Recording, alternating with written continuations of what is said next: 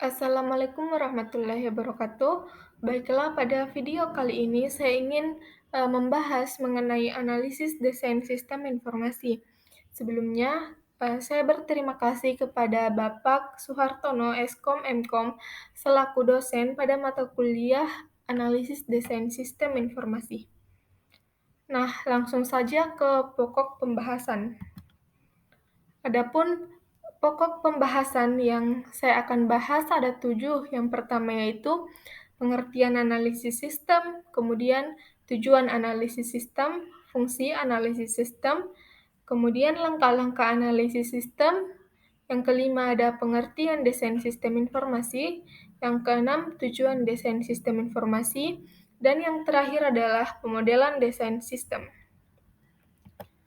Kemudian, tujuan pokok pembahasan juga ada 7. Yang pertama yaitu untuk mengetahui apa itu analisis sistem, untuk mengetahui tujuan analisis sistem, untuk mengetahui fungsi analisis sistem, untuk mengetahui langkah-langkah analisis sistem, untuk mengetahui apa itu desain sistem informasi, untuk mengetahui tujuan desain sistem informasi, dan yang terakhir adalah untuk mengetahui pemodelan desain sistem. Kemudian kita masuk kepada bagian pendahuluan.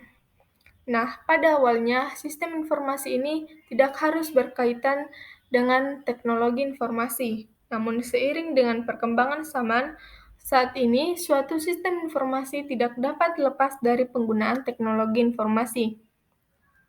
Pada masa mendatang, sistem informasi akan semakin berkembang lagi. Sistem informasi juga harus dapat diintegrasikan dengan bermacam-macam sistem yang lain agar kinerja organisasi menjadi lebih efisien. Kemudian untuk mengefisienkan waktu, langsung saja kita masuk pada bagian pembahasan. Nah, yang pertama itu terdapat pengertian analisis sistem. Nah, menurut Al-Fattah, analisis sistem adalah teknik pemecahan masalah yang menguraikan bagian-bagian komponen dengan mempelajari seberapa bagus bagian-bagian komponen tersebut bekerja dan berinteraksi untuk mencapai tujuan mereka. Kemudian topik pembahasan yang kedua ada yang namanya tujuan analisis sistem. Tujuan analisis sistem itu yang pertama yaitu untuk membuat keputusan jika sistem saat ini bermasalah ataupun tidak berfungsi dengan baik dan hasil analisisnya akan digunakan sebagai dasar untuk memperbaiki sistem. Yang kedua yaitu untuk mengetahui ruang lingkup pekerjaan yang akan dapat ditandatangani. Kemudian yang ketiga, mengidentifikasi masalah atau mencari pemecah masalahnya. Kemudian yang keempat adalah mempelajari sistem yang sedang berjalan saat ini. Kemudian apa sih itu fungsi analisis sistem? Nah, fungsi analisis sistem juga itu ada 4. Yang pertama yaitu dapat mengidentifikasi berbagai masalah dari pemakai atau user. Kemudian, dapat memilih metode alternatif dalam memecahkan masalah pada sistem. Yang ketiga yaitu menentukan secara jelas mengenai sasaran yang harus dicapai untuk memenuhi kebutuhan mereka.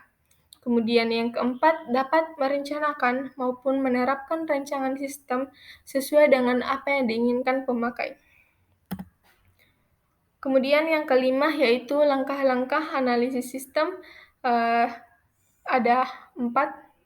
Yang pertama, identify, yaitu mengidentifikasi masalah, kemudian understand, yaitu memahami kerja dari sistem yang ada, kemudian analisis, yaitu menganalisis sistem, dan report, yaitu membuat hasil analisis sistem, membuat laporan hasil analisis. Kemudian pembahasan selanjutnya ada yang namanya pengertian desain sistem informasi. Nah, desain sistem dapat didefinisikan sebagai penggambaran, perencanaan, dan pembuatan sketsa atau pengaturan dari beberapa elemen yang terpisah ke dalam satu kesatuan yang utuh. Kemudian tujuan desain sistem informasi ada 2, yaitu yang pertama untuk memenuhi kebutuhan kepada pemakai sistem, Kemudian yang kedua, untuk memberikan gambaran yang jelas dan rancang bangun yang lengkap kepada programmer dan user yang terlihat. Kemudian ada yang namanya pemodelan desain sistem informasi. Nah, pemodelan desain sistem informasi ini ada 3. Salah satunya yang pertama yaitu ada flowchart. Nah, flowchart sendiri adalah diagram yang menampilkan langkah-langkah dan keputusan untuk melakukan sebuah proses dari suatu diagram. Di samping terdapat simbol-simbol dari flowchart. Yang pertama yaitu ada flow, yaitu simbol yang digunakan untuk menggabungkan antara simbol yang satu dengan simbol yang lain. Kemudian yang umum digunakan yaitu ada terminator, yaitu simbol yang menyatakan awal dan akhir dari suatu program. Kemudian ada proses, yaitu simbol yang menyatakan suatu proses yang berjalan pada komputer. Kemudian ada yang namanya decision, yaitu simbol yang menunjukkan kondisi tertentu.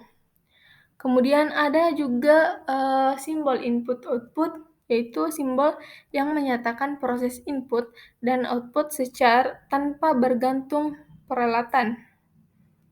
Kemudian masih banyak lagi simbol yang dapat dilihat pada gambar di samping. Salah satunya ada juga display, kemudian preparation, dokumen, manual operation, on-page reference, on-page reference. Ada on-page reference dan ada off-page reference. Kemudian selain flowchart ada juga yang namanya DFD atau diagram konteks dan data flow. Nah, DFD adalah diagram yang menggambarkan aliran data dari sebuah proses yang sering disebut dengan sistem informasi. Untuk simbol-simbol yang digunakan dalam DFD dapat dilihat pada gambar di samping. Ada yang namanya function, kemudian yang kedua ada file atau database, kemudian yang ketiga ada input atau output, kemudian yang keempat ada flow. Kemudian ada juga yang namanya UML atau Unified Model Language. Jadi, UML ini adalah suatu metode dalam pemodelan secara visual yang digunakan sebagai sarana perancangan sistem berorientasi objek. Nah, untuk lebih jelasnya, mari kita lihat contoh diagram UML yang sering digunakan. Nah, ini adalah contoh UML. Yang pertama adalah use case diagram, dapat dilihat pada gambar di sebelah kiri. Kemudian yang kedua ada activity diagram di sebelah kanan. Kemudian yang ketiga ada sequence diagram, class diagram. Kemudian ada juga yang kelima state machine diagram dan komponen diagram. Nah, kita berada pada bagian kesimpulan.